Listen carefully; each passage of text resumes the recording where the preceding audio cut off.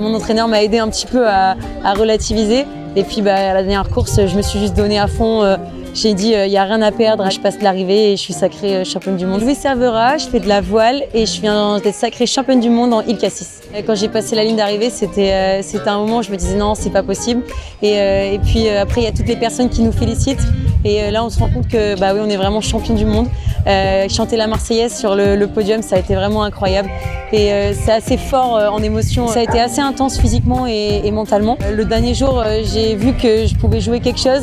Et là, j'étais vraiment stressée, je savais pas trop quoi faire parce que je sentais que j'avais entre les mains quelque chose qui pouvait être grand. Le podium, c'était aussi hyper stressant.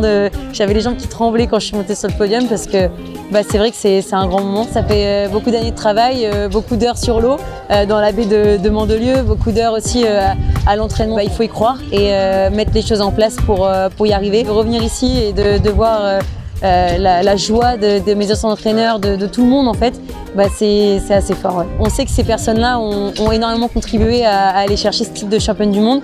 Du coup, on a envie de couper la médaille en 1000 morceaux et de leur donner un petit morceau à chacun. L'objectif, clairement, c'est les Jeux Olympiques de 2028. Cette année, on a encore un championnat d'Europe en Suède et on aura aussi un championnat du monde en 2027 au Brésil qui sera important, où là, on va qualifier le bateau français et bien sûr d'aller chercher une médaille au JO de 2028.